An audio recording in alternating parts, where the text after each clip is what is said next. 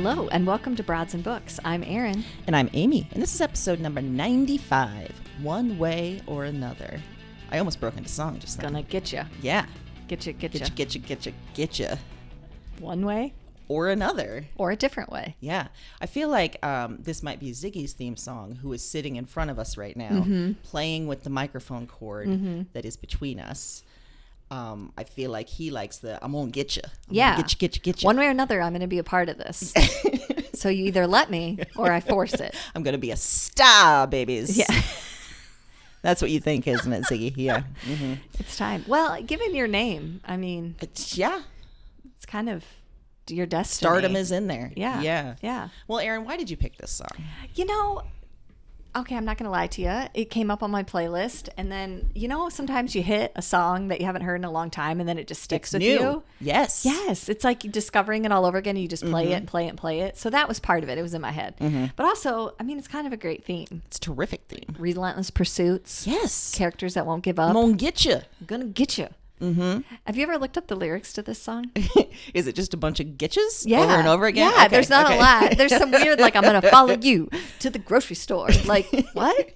Okay. If this had been sung by a man, it'd be creepy as fuck. That's what I thought the whole time. I was rereading the lyrics. I'm like, this is, all right. Hey, it's Blondie, and Blondie is terrific. It could either be you really like me and you're going to get me, or you could be a hitman. Yeah. And you could be announcing your intention to get me. Yes. Which means murder me. Murder. Yes. Yeah. Yeah. You take it how you want. So much. It's open for so much interpretation. We're not necessarily talking about murder today, but hey, we're talking about, relentlessness, pursuit, drivenness, all of those things. Yes. So, Erin. Yes. Have you ever relentlessly pursued something, either successfully or unsuccessfully? Yes. Well, okay. Let me preface that. Okay. This is it made me think of the very first time that I felt like I had a real drive, like something was really bothering me and and it wasn't necessarily like a work pursuit, but it was, I want to say it was my sophomore year of college, and you had to take this class at the college I went to that was a personal wellness class. And it was like a 4-credit. You had to go every day, 4 days a week. And there was a lab component of it. Sounds like gym class or it something. was. That's essentially what it was. Like there was a lab component where you were like learning sports or learning healthy habits. And then there was 18 years old. You were past that shit. Yes. And then there was a nutrition. So now keep in mind that this was some time ago. I'm not sure that this would have gone the same way now. Okay. But we did this thing where they analyzed your body, basically. Oh my God. I bet so many eating disorders were born that day. Well, so we got the paper and we're all there and it had your BMI on it and it would tell you where you fell without really any information. And I had this very distinct moment of sitting in class and being like, this isn't right. Yeah. There's other even then I understood enough to know there's other factors just this here. number is not quantifying my health. This just doesn't seem helpful to give college students who we know are very prime for that.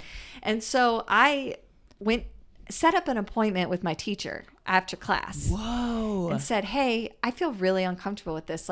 Can you explain to me why this is a part of class? Good for you. 18-year-old Erin. Yeah. Didn't get very far. Oh.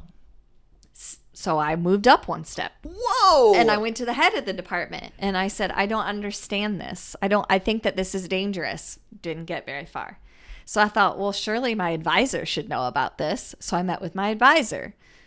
Didn't really get anywhere. Oh my God. And I thought, well, maybe I need to attack it from the counseling department, because they're going to see, I would imagine, a lot the mental health counselor. Yeah. So I went that aspect and some agreement that it probably wasn't the best way, but it was still under this guise of it's overall health. It's supposed to be give you the power to do all this. And I remember feeling really frustrated because it was one of the first times I can remember thinking, this is really important and you're really actually going to do damage and no one's listening. Yeah. And there was nowhere to go. It was just being brushed off because idealistic college student who thinks that this is wrong, whatever. So that was mostly the reaction. It's okay, cute. I had no idea. Super cute. That how long it continued after that, if they continued printing those papers. I assume so because it was the program that they used or whatever. I would assume now that they're smarter. I sure hope so. I would hope. But I mean, the very fact that a class like that was required is, I actually is didn't so even go messed that up. far back, but just the fact that I was sitting in a class and someone handed me a sheet of paper with my BMI without knowing me and basically said where I fell and what I needed to do about that. Which, as we know through our reading, the BMI is a very faulty tool. Very it was faulty. never designed to be used in a No. medical setting. It was never designed to be used in the way that we're using it. Yes. So getting a bunch of 18-year-olds scared out of their mind for no good reason. And I remember being very frustrated because there was some homework assignment attached to it. Because I remember part of my argument was, I don't understand how you can attach this class and this piece of paper to my GPA. Yeah. To something that I use for scholarships, that I use for entrance into future parts of my major. Like, I don't Somehow understand. my body is responsible for my grades. That is so messed up. Yeah, it was. I remember feeling really like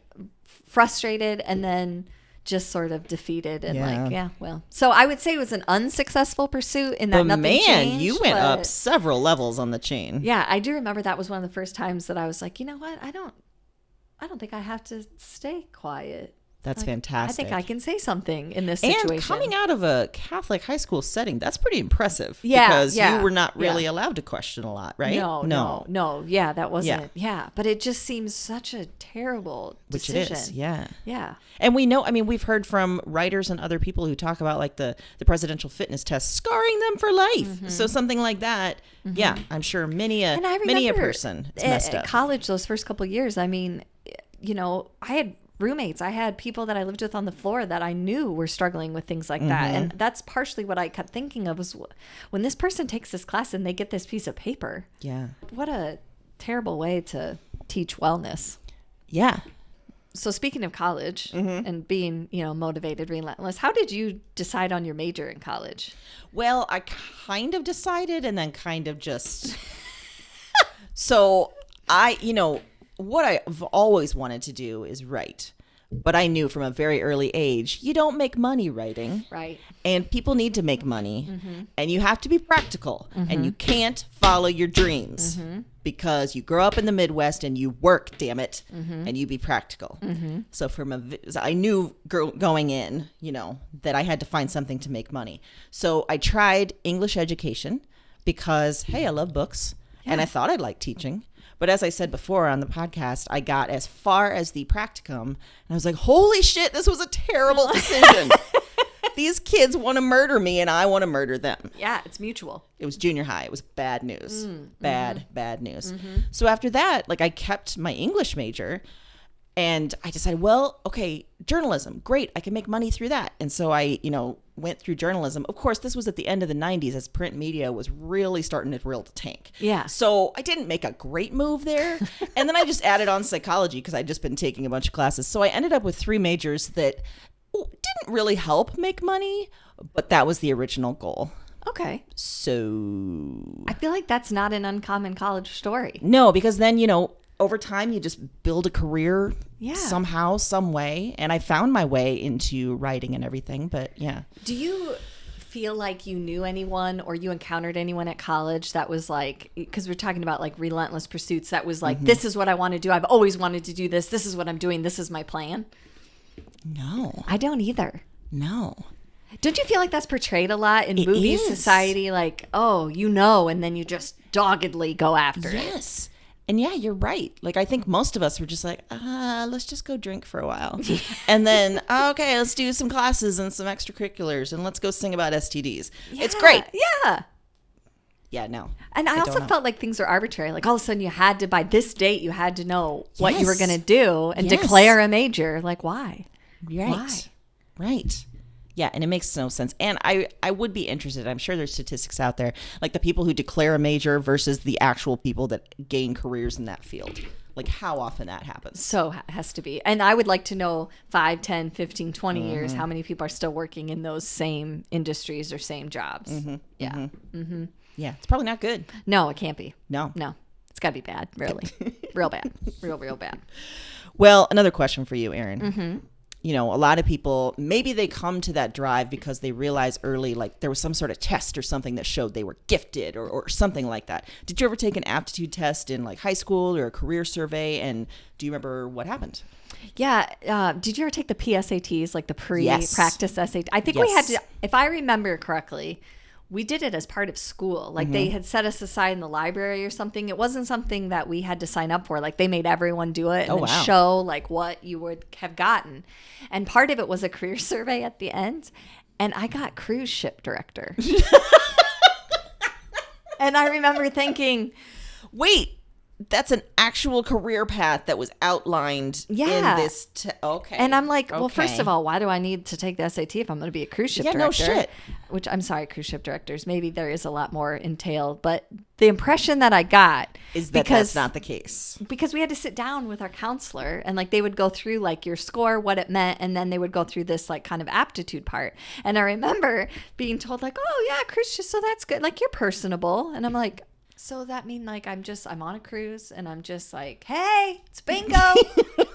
Hey, shuffleboard's open. And also, as someone that has known you as an adult for several years now, in no way whatsoever would you enjoy that job. No, I don't want to be trapped in a small area with people. And too many people? Right.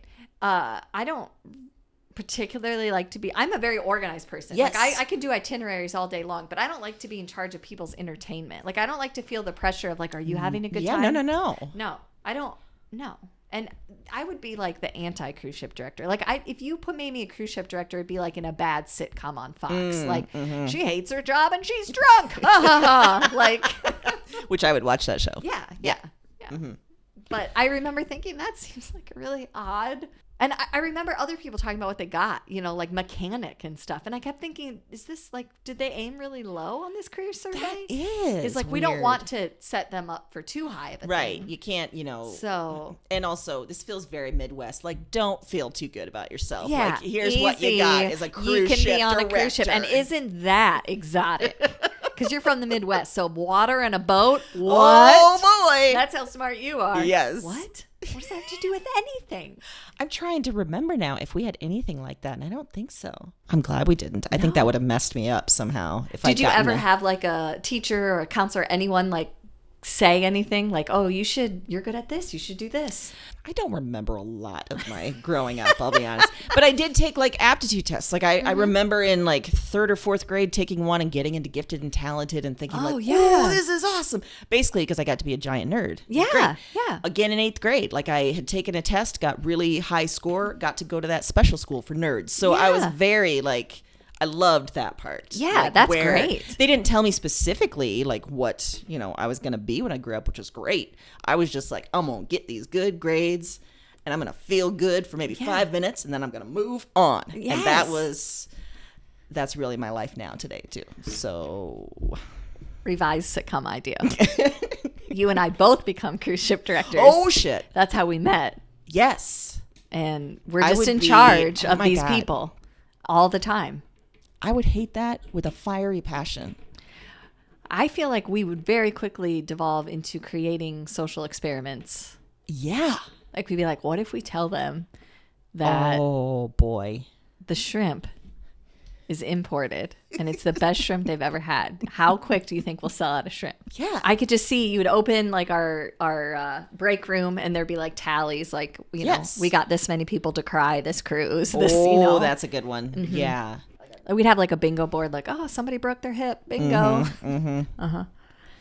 I would like to like take bets on who's going to hook up over the cruise. Yeah, that's a good like one. Both the guests and among the. Yes. I bet the staff. I bet it's just slutty times. Oh out yeah, there. it has to be. And You're good caught for on them. this boat. Yes. Yes. So I would take great pleasure in predicting all the romantic triangles and whatnot. I mean, to be fair, I do love the show Below Deck. That's so true, maybe you they do. were onto something. I don't want to be on that. No. There's no part of it that I think, wow, that'd be a fun job. No, it seems horrific. Yeah. But I do enjoy watching it. So I think maybe what they should have said is reality TV producer. That's what they should have said. Yeah. Oh yeah, that'd be more on target. We can see the good side and the bad side of passion. Yeah, no kidding. There's, you know, when you think one way or another, I'm gonna get you. It doesn't have to be that bad of a thing that's going to No. get you. No. But I will say my fiction pick is pretty bad. Okay, good. Not the book itself. No, The thing well, I that wouldn't assume, yeah. Okay, so fiction pick. It is called Blue Ticket by Okay. Sophie McIntosh, and this came out last year. And Calla is a young girl, and she's waiting for her first period. Because when she does get it, it's the start of your life, right? Sure. But here, it's not in the way that we're used to. When her period comes, Calla has to report to a local station. This is somewhere in the UK. She puts her hand in a sort of automated ticket dispenser, and she pulls out her ticket. And she gets a blue ticket, which means that she will be a career woman. And another girl gets a white ticket, which means that she will be a wife and a mother. So depending on these tickets, Oh, boy. that's what your life is going to be. Okay. So immediately she gets an IUD inserted. And then she's pushed out to make her way on the road to a city to see if she survives to get to the city, and then she can be a career woman. Okay. So we cut to years later. She got there. She's living in the city. She's got a good life. But she is haunted by what if. Right. You know, like she's haunted by the choice that she wasn't allowed to make. So she pulls out her IUD on her own. And gets pregnant. She has broken the rules, so she has to run. She can't live her city life anymore. She has to, escape. So from there, it's a journey through more dangerous roads, through small towns, to a cabin housing other women like her, to a run for the border and like crossed fingers, like hopefully it's better on the other side. Like it seems like in this place they have real no idea of the world outside. Oh, my God. Yeah. This is such an interesting concept. It's such a propulsive read. And I chose it for this theme because I think despite everything telling her that she can't, Calla is driven to change her fate. Yeah. She is driven to become a mother. And she is convincing herself that she will survive danger and potential death, all in the name of that. It's very relentless. What's great, though, is that the author, Sophie McIntosh, she kind of creates some nuance here. Like, Calla herself wonders, like, does she really want to be a mom, or is it just because she is not allowed to be a mom that this is attractive? Okay. Yeah. She meets other women that feel the same way. Like they got the white ticket, so they're a wife and mother, and they're like, I don't want to do that. I have no desire. But is it really about desire, or is it about, what you can't have, what you're allowed to have? So I love this idea that this world like sees how impossible it is to be the woman who has it all. Yeah. And just decides, nope, no one has it all. You get this or this. Yeah. And then, some good stuff, some bad stuff. Wow. From that. That's a great premise. Yeah. So I recommend this. It's real good, Erin.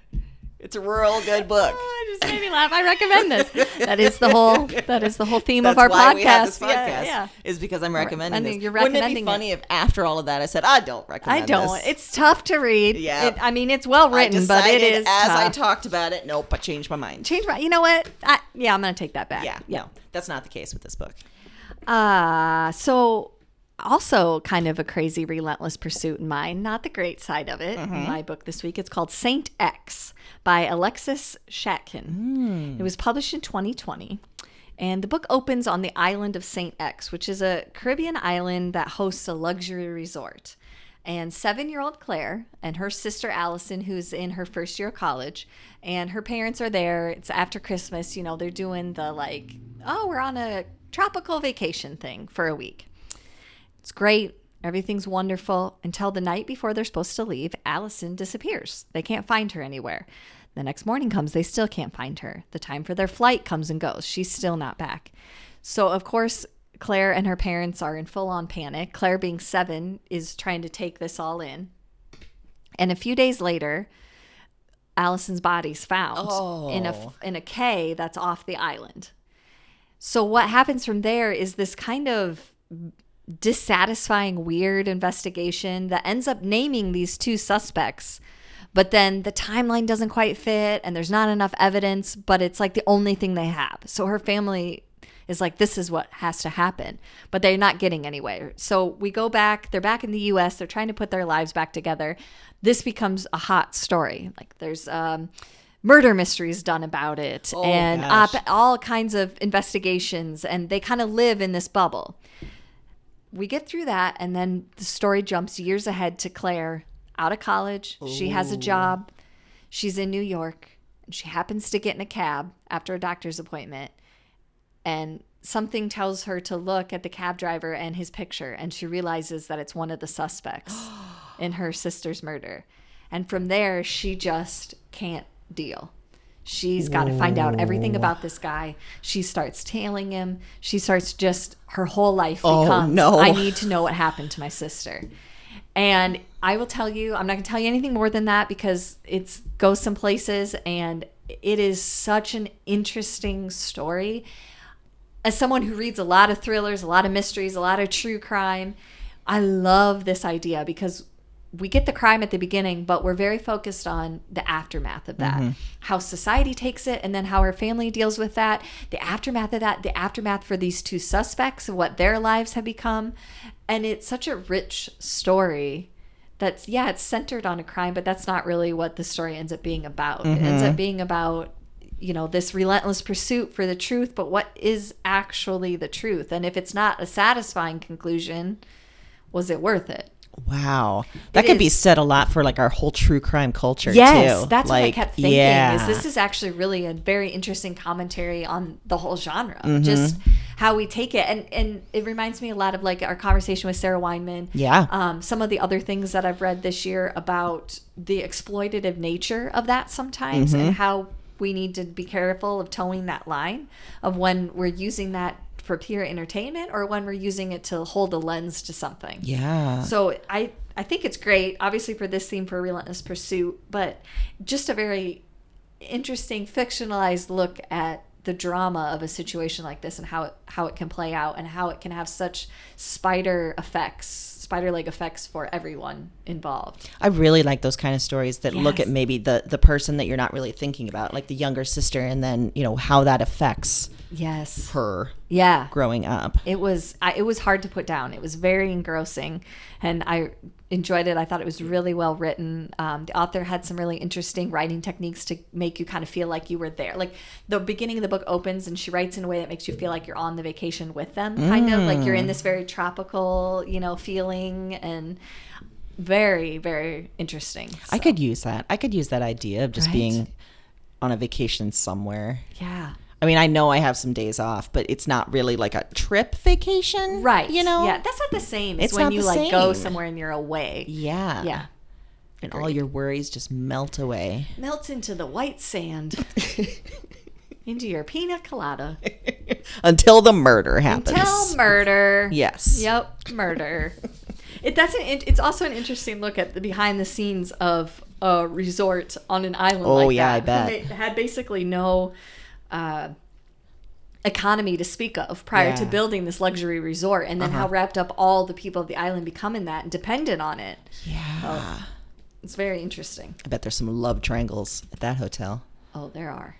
There's some very interesting ones. Well, other genre book. Yes. I've got a graphic memoir, sort of, but it's a little bit of nonfiction too. It's a really cool hybrid in a graphic form. It's called Wake, The Hidden History of Women-Led Slave Revolts. It's by Dr. Rebecca Hall, and the illustrator is Hugo Martinez. And this just came out maybe a month ago. Okay. So Dr. Rebecca Hall is a historian, and she's also a granddaughter of slaves. And during her PhD research, she's exploring slave revolts, the idea of both revolts on the ships that were brought over, on plantations themselves, the whole kind of thing. And the story of slave revolts, the one that she keeps seeing, is one of like a few major uprisings, all of them led by men, right? But she wants to know about the women. And what she finds in her research is that women played a huge role in fighting back against the slave trade and slave law. And this is so cool as a graphic novel memoir because it brings in some of her research process as she's doing this. It's showing like court records. It's showing slave ship captains' logs. It's showing like parchment letters and even evidence from the, quote, Negro burying ground in Manhattan. And there are women fighters everywhere. If she's finding where to look, how to look, sort of understanding the language of that time, and she's finding them everywhere. And plus, with all this research, the book creates these, she gets mention of a couple particular women in a few different records. And she then, from what she's learning as well as what she knows in her other research, she extrapolates that and creates these potential histories of these women in this graphic novel form. So it's a really cool sort of imagination of what, those women had to deal with. Right. And then at the same time, we're following Rebecca's own story of her life, shaped by, the legacy of slavery, as well as like, even when she's out doing some research, she's constantly getting pushback from all these white curators, like, oh, you don't need to look at that. Oh, you don't need to, what the fuck are you doing? Wow. So I chose it for this theme for two reasons. Rebecca herself, she's a driven historian. She knows there's stories out there with these women in the past, and she's persisting in finding them through old records, through erased records, through asshole curators and historians. Yeah. And through like her own sort of struggles with her mental health as she's going through this. I mean, this is tough to take in, to know that people that look like you, that people that are in some way related to you went through all of this. Yeah. And I chose it for the theme because of the women themselves. They are driven to escape this hell that they've been captured in by any means possible. And there's one story that was really interesting to me, that in the slave ships, the slavers put everyone, all the men and women that they captured, into the bottom, the hold or whatever, the cargo area. But as soon as the ship left port, they brought the women up on the deck. And because they're like, the women won't escape. They'll be fine. It's, whatever. Now, some of it's gross because they were trying to get on the women. But because of that, because they just had no concept that women would be like fighting back, a ton of women did. They orchestrated a lot of revolts. Now, a lot of them led to mass suicides just to get off those ships. But it was led by those women that nobody like gave any sort of credence to. Wow. So this is a fascinating book. It's a fascinating story. It's told in a really cool way. And wow. Relentless. When you were speaking at the beginning and you said that this was part of her, PhD thesis and research, I said, oh yeah, that what in my head I was like, relentless, talk about relentless, thesis and those type of things. But then I thought, we didn't even discuss at the beginning how relentless it can be for an author to get a book out. How much, and better than anyone right now, with a book coming out in October, the amount of work it takes to write the book and then to try to market that book to someone, to get the book. And then people I think have this misnomer that it's done after that. And there's so much more work after that of getting it out there and getting the right attention, finding the right person to champion it. And there's the work of battling past your own imposter syndrome, as well as just the constant, like, am I doing this right? Yeah. Am I going to get everything? Am I fucking this up? All of that kind of stuff too. I think to be a writer and to be someone who puts books out into the world, you have to have an element of relentlessness. I mean, there has to be a passion there because you're going to be turned away at almost every point. Well, and like you said, or like we've said before too, like so many writers, like no one's asking you to do this. So you have to really believe in what you're doing. Right. You have to really pursue it relentlessly. You have to put yourself out there and get rejected again and again and again and again. Yeah. Yeah. It's so interesting to me as a lover of books and like an avid reader. And, we, being privileged enough to talk about books all the time on a podcast, but it's so odd to me when I hear those stories because I think, oh, but we want all the books. Like we want all the books. You kind of, as a reader, you tend to sort of gloss over the work that it takes sometimes to get a really good book out there, to get people to pay attention to it. Yeah. I think we're familiar with the machine that is big publishing and big names, but a lot of the books we talk about on here, they need a champion behind them to get them out there. And usually they have something really important to say. Yeah. It's a lot of these like smaller presses, a lot of the ones that are willing to take risks and tell stories that maybe no one else is telling. Yeah. And there's a definite relentlessness there. Yeah. And I think it's a very unique field in that sense, that getting, there's not a lot of other career paths that you could get rejected 41 times and then go, well, I'm going to try a 42nd. If I'm trying to become a meteorologist and I go to 41 stations and they're like, there's probably something wrong. You're terrible. Yeah. It's not happening. Yeah. I don't know that I'm getting up and going to 42. I'm just not. It is really true. You've said that before, that in not many other fields is there this sort of just assumption that, you're going to get rejected a shitload before anything happens. Yeah. Yeah.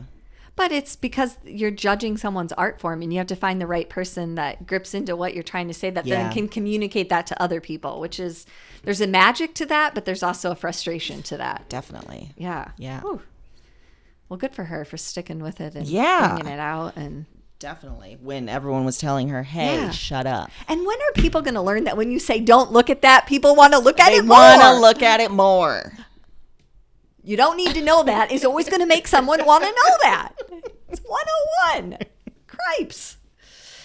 Well, my other genre book this week is a collection of essays called The Empathy Exams by Leslie Jameson. I've heard of this so many times and I've never read it. It was published in 2014, and it really is a set of essays examining the idea of empathy and whether or not it's a beneficial tool to judge others by. Like, what position should we be taking on how other people feel and how they process their emotions?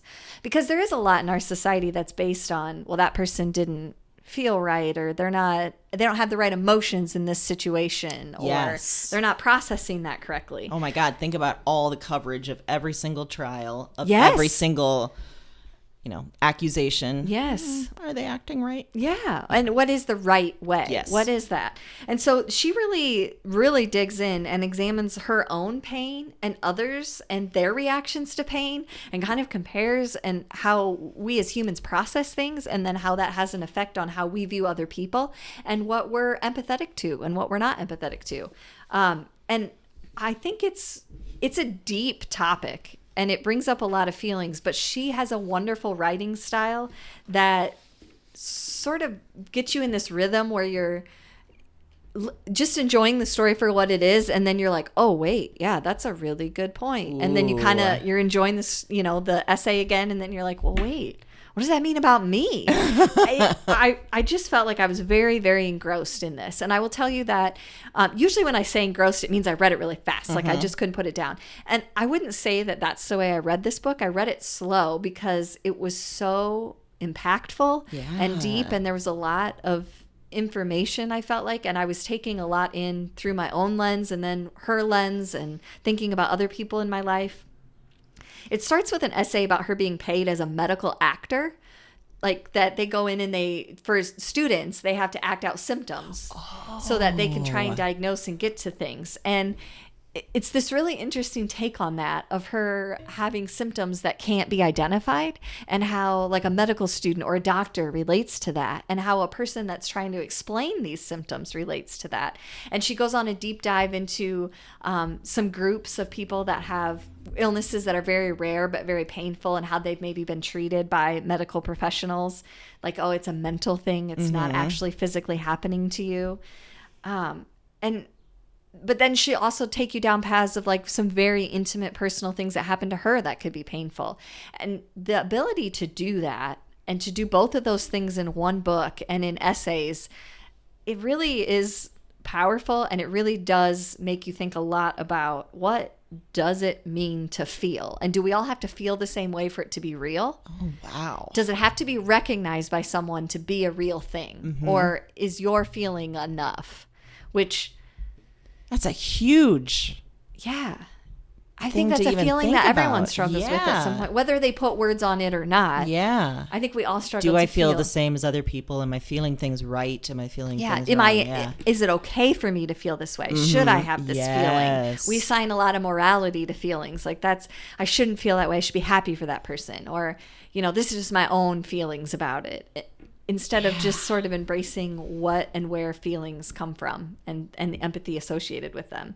So I picked this as a relentless pursuit because the whole time that I was reading this, I thought how difficult this book must have been to write, to be immersed in this. I know talking about feelings for me can feel like a lot. And so to be immersed that you're writing a book about it, and to be thinking so critically about all of these things that are happening and what that means, had to be very overwhelming. Wow. And very difficult, but the product is amazing.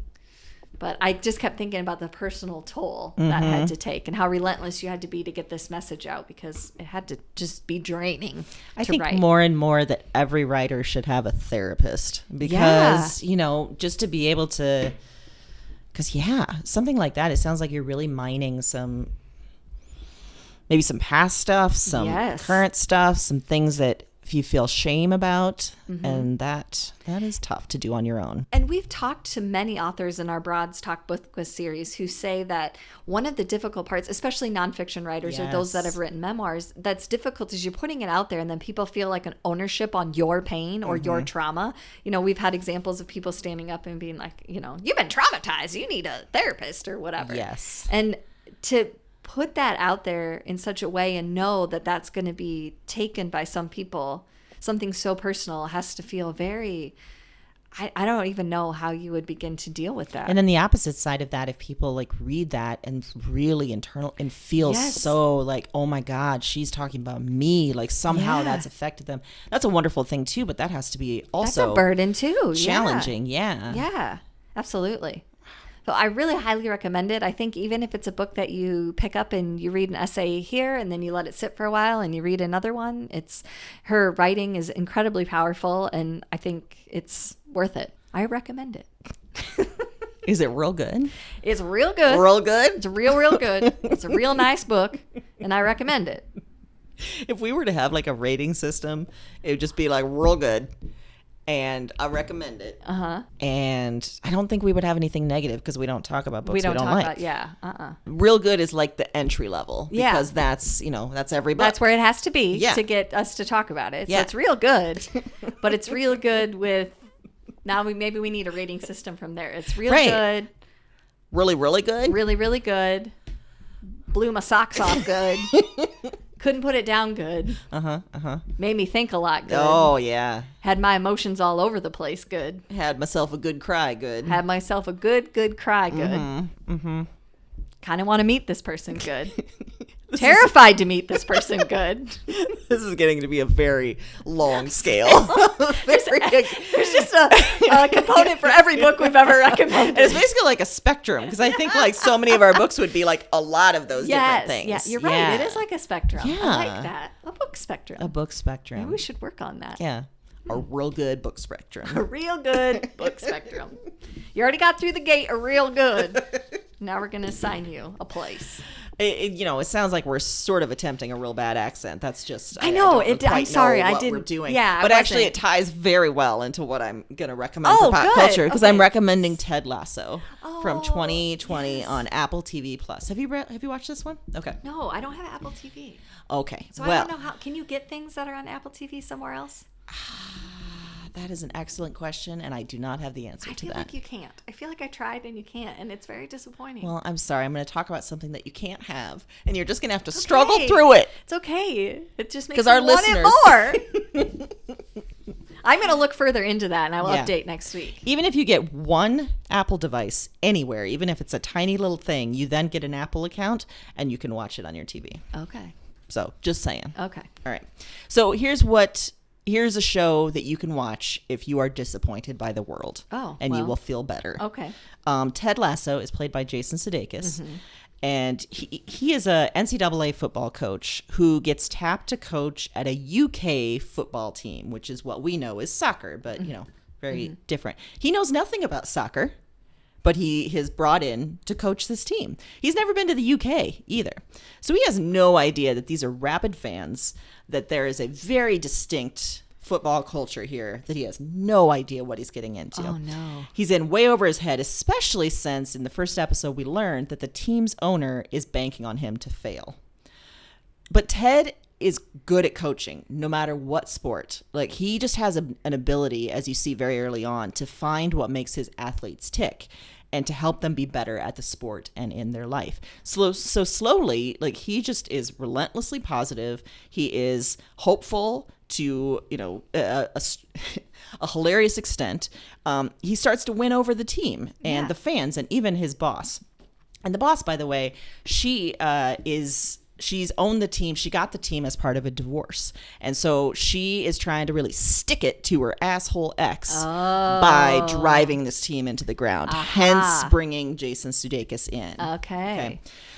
Jason Sudeikis himself just terrific. Just that wonderful combination of, I mean, he's hilarious, Yeah, obviously, yeah. but it's that sort of like hopefulness, that positiveness that is great. And the supporting characters are phenomenal, especially the woman that plays the boss.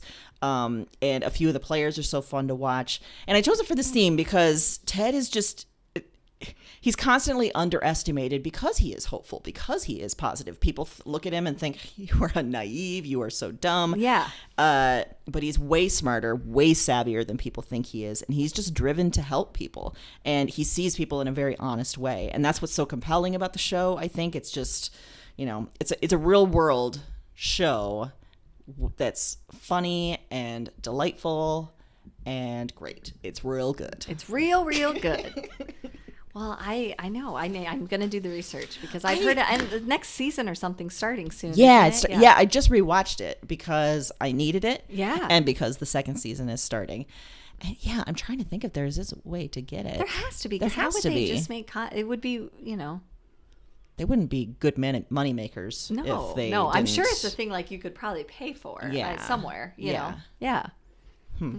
All right, we're gonna get this for Okay. you. We're gonna figure this out. We're going to figure it out. Yes. Good. Well, I also decided that a sitcom was in order. or Yes, a, good. A Good, comedy good. show. I don't know if it's a traditional sitcom, but it's called Black Monday. It's a series on Showtime. You just got into this. I haven't seen it yet. We blew through it. I mean, we are up to date. It's in its third season now, I believe, going, you know, just started. But the whole premise is that we travel back to October 19th, 1987. That's which is a bad referred day. to as Black Monday because it was the worst stock market crash in the history of Wall Street. And to this day, no one knows what caused it until now. And this is supposedly the behind-the-scenes story of how a group of outsiders caused the biggest financial meltdown in history. Oh, that's wonderful. So the premise is that Don Cheadle's character runs his own investment group on Wall Street. And he's got some power players. And by power players, I mean... Some real idiots. Yeah, they're nuts, but great in their own way. Regina Hall is like his right-hand woman. She's amazing. She's really kind of the brains of the operation. That sounds about right. Right? Yeah. We got Paul Scheer, who plays a guy who goodness. is not great at his job, but gosh, he's really good at But sucking he's up. a mediocre white man. Yeah. Yes, yes, so great. Horatio Sands plays comes in and out of it. Andrew Rannells is in it. Andrew Rannells so much. He's amazing in it, so great. Casey Wilson is unbelievable. There's so many people in this that are just, it makes it so phenomenal. And I didn't know what to expect. I'd heard great things, but it is beyond funny. But also, there's also these moments where you're like, wow, like Regina Hall's character, you know, she's a black woman and she's female in this really male-dominated field, and no one takes her seriously. And she kind of has to degrade herself to a level to kind of act like they do to get taken seriously. And then, you know, these ideas that she has that are amazing that get taken by other people and passed off as their own. Terrific. Don Cheadle's character, who is just so set on being the best and the things he's willing to sacrifice, amazing. There's so many other things I don't want to tell you because they come as little surprises that are so enjoyable. But it is by far my favorite character is Regina Hall's character. She's just great. And she's this role, I don't know if they wrote it for her. Like, I can't imagine anyone else doing it as well as she's doing it. It is wonderful, and it's so funny, and also it's like a great blast from the past because it's the 80s. Well, I've seen like pictures from it because I follow Andrew Rannells on Instagram, and there's some clothes that and now we're terrific. moving into the 90s in the third season, and that's hilarious. Like, just the comments that they keep making, and it's wonderful, and there's actually a lot really being said underneath the humor, which is my favorite kind of comedy. When on the face it's hilarious, but it's also extra hilarious if you know kind of what they're going for. Wonderful. You'll love it. We absolutely devoured it. Yes, I know that you got Showtime just for that. I did. And I was thinking about doing the same thing. I have to admit, I'm a huge Casey Wilson fan. And I mean, stumbled why upon a wouldn't you be? podcast that she was on. And I had heard of the show before that, but then she was talking about being on set. And I was like, okay, I need to commit to this because and her husband is one of the creators and writers. Oh, okay. So that's kind of part of it. But her character is Like if I was going to be an actress, that's the type of role I'd want to play. It's just ridiculous and amazing. So she's the heir to a Jean fortune. Oh, wow. Which you're kind of led to think might be like Jordache, but it's Georgina. So there's a lot of discussion about that and like Z Cavaricci's. So if you 80s, 90s, I mean, it's prime. It's wonderful. Wonderful. Did you ever want to be an actor or an actress? No. I never did either. Like I loved movies growing up, but I always knew like, no, that's not for me. Like that's not something I would enjoy doing. No, if I had one regret or I thought that my life was going to go a different direction, I would have loved to be a comedy writer, like go work on even like an everyday show, like Jon Stewart when his show started, SNL, something like that. I love the idea of like a writer's room and collaboration, and I love humorous writing. And I think that if you're good at it, like that's it's such a talent to be able to do it. And so I would have maybe tried that. Like I could see really enjoying that side of it, but in front of the camera, absolutely not. Never. Not a chance. Yeah. No way. I think you would thrive as a comedy writer. Yeah, I feel like, I mean, we're doing some of it through this. Right. You're delivering comedy every week. Every week I come with the heavy-hitting, well-written comedy, as we know. Oh, boy. Yeah. I'm going to get you. One way or another. Gonna get you. You're going to love this podcast.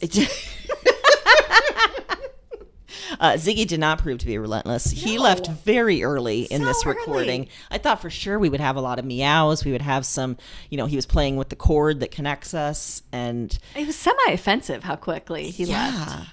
He was like, oh, that's what you're doing? Oh, never mind. No. There was also, before recording started, some eye staring contests. We did. We had a moment. Yeah. Where I would not break eye contact. And he meowed at me. Not happily. I made him uncomfortable. So probably going to get an HR warning about that. You're the only human other than me that he is interested in at all. Everyone else scares him. Right. But you, because you don't try to touch him, because you are deathly allergic, he's like, oh, huh. All right, I like her. What's happening here? Yeah. She doesn't want my affection. I don't want you to rub on me. I will allow it because it is your home and I don't want you to be uncomfortable. But in terms of things I want to have happen, it's not on the list. Yeah. So I think he senses that and is like, I don't know what to do with this. That's true. But, as far as other people's desires, he don't give a shit. No. Yeah. No. Cats are inherently selfish. Very. But that's kind of their magic. That is their magic. I wish we could just be that selfish and get away with it and be rewarded for it. Yes. They're like spirit animals. Yeah. Like the more weird you get, the more hoops I'll jump through to make you happy. Yes. That is true. The weirder his behavior gets. Like, oh, you're so cute. Oh, you don't want to drink out of a bowl? Okay, I'll get you your own special glass. Oh, you don't like to eat over here? Okay, I'll move it, over here and make a path. Yeah. I feel like you're directly addressing things that I've done. No, I was just thinking of an example. Okay, actually, what I was thinking of was when you were so dedicated to Fiona that you actually bought her sardines, which was a huge leap for you. That was not good. That's since when I am knew, vegan. Yeah, that your love, I was like, her love knows no bounds. Yeah. Like she really, truly...